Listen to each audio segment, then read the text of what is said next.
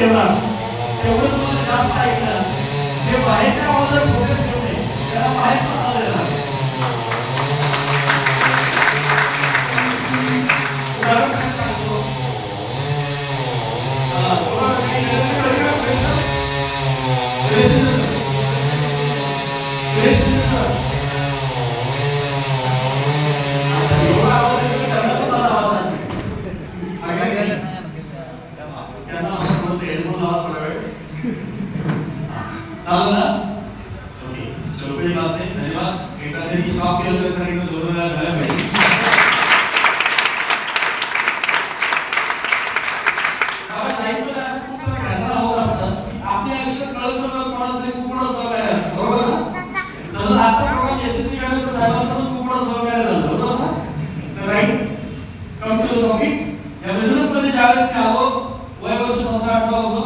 आणि ज्यावेळेस कारखाने नव्हतं त्यावेळेस पासून या बिझनेसमध्ये काम करत होतो. वयाच्या 17 वर्षी ज्यावेळेस 12वीला होतो त्यावेळेस हा बिझनेस स्टार्ट केला.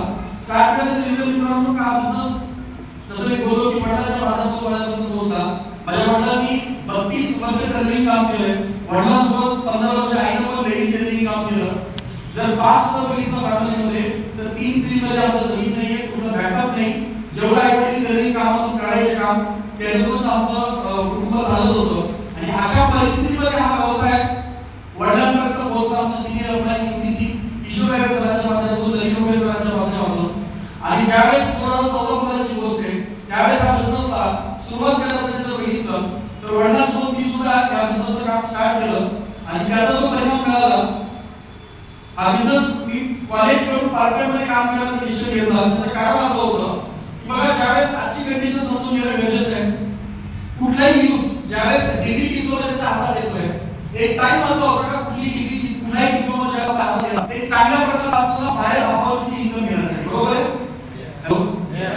राईट ना? ओके. जसं आपल्या समाजाचा कुठलाही विद्यार्थी पुणे मुंबईला इंजिनिअरिंग करायचा 20-30 लाखाचं पॅकेज सोडत